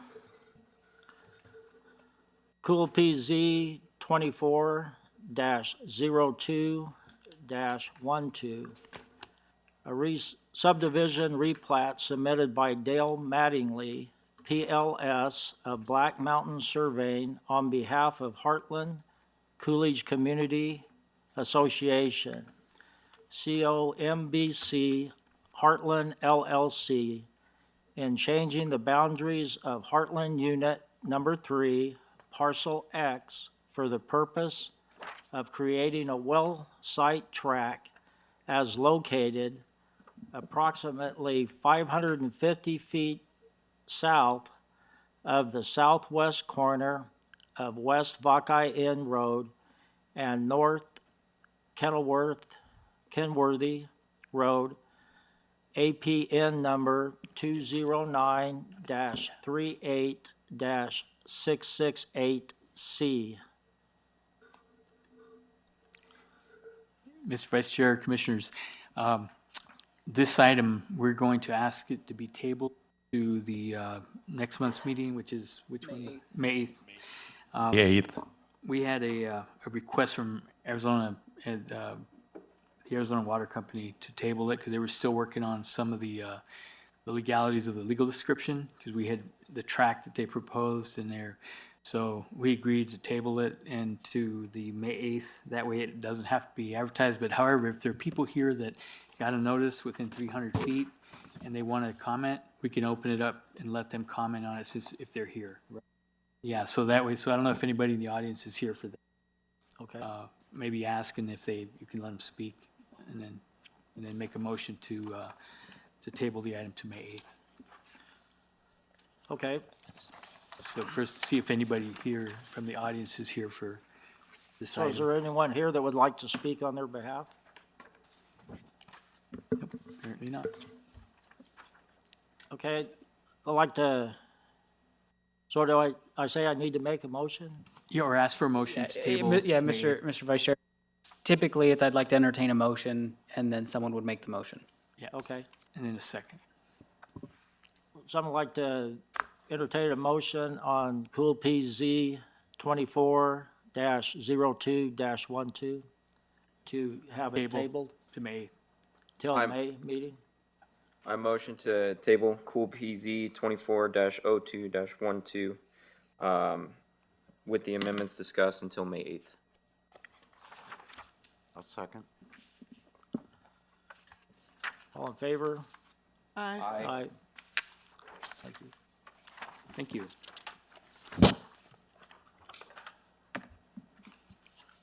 Okay, do we have any reports?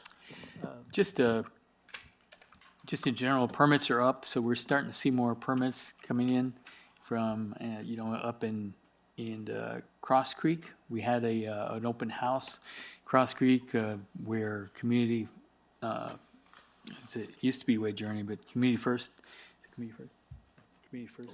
Yeah. So they're actually building, and they bought lots from Oakwood, and Oakwood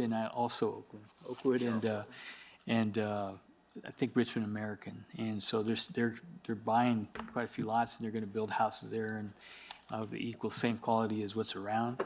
And then we're still looking at some other subdivisions that are being worked on behind Safeway. So those are still in play. They're the last of the phantom subdivisions that are still out there that we're trying to get somebody to pick up and build, but it's owned by a developer that developed it originally.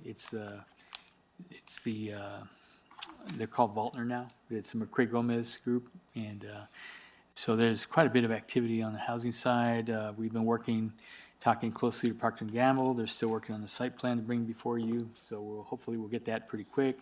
But their internal processes, they're developing a state-of-the-art facility for the Tide Pods and all that. They're taking longer to develop all those processes and get them to us. So they're still coming, it's just taking a little longer. And then we have Wendy's on the boulevard that's going through the process. Hopefully we'll get some sort of hamburger place, another one. Give people more options to try that. The mayor gives me a really hard time over Burger King all the time, so Burger King. I just can't do anything about that even. So we got pictures of Burger King on the wall of my office. And then Nicola, we were out there visiting with them. They're producing a hydrogen truck on the main line, and then they're actually doing some refurbishment of the batteries on the other trucks that they could back. They're shipping them back, so that's going really well. We're working with them to finalize their certificate of occupancy for them, for what they have now, and then once they want to continue on, they're about at 730,000 square feet. Eventually, when they build out, it'll be close to 1.5 million. But, so they're still, selling trucks, and they started selling more hydrogen trucks, and that's really good. And just some other businesses on the boulevard, so we're keeping pretty busy with a lot of different things. And we're getting a lot of products and projects from the Arizona Commerce Authority to look at that could join those guys out there and be really good. If we have some announcements, we'd really like to have some more big ones that will help. And we're going around with the chamber and doing business retention expansion with the local businesses. So we did that before COVID, and we're continuing to do that and see what they need for training, workforce training, all that. So that's continual, So that's all. will Procter & Gamble and Nicola, will they be trying to use the businesses here in Coolidge for We goods and encourage services? that, yeah. We can't force them to, but they do try. Yeah, in fact, when I was out there, we saw some people I knew work there from Coolidge. So I was happy. I'm like, say, hey, George, how you doing? He was still there, so I was happy, see So some is employees. Procter & Gamble coming in the near future? Is there like a timeline get started? Are they still kind of? Yeah, no, they're working through their, their site plan and how they're going to, because it's state of the art, they're looking at design standards and all that they're doing on that. So they're assured us they're coming. There's no issues. It's taking longer internally to get everything. And so I would imagine, I'm hoping they'll break ground by the end of the year. Okay. Move some dirt. And that's all I have. Thank you. That's really positive for Yep. Coolidge. All right. just call to the public and see if you have anybody. Call to the public. Anybody else would like to share any comments? Okay. Is this when we end? Yeah, and then Motion to adjourn. motion to adjourn, ask for a motion to adjourn. Ask for a motion to adjourn. Yeah, I'll motion to adjourn. second. Second it. Meeting's adjourned. Thank you.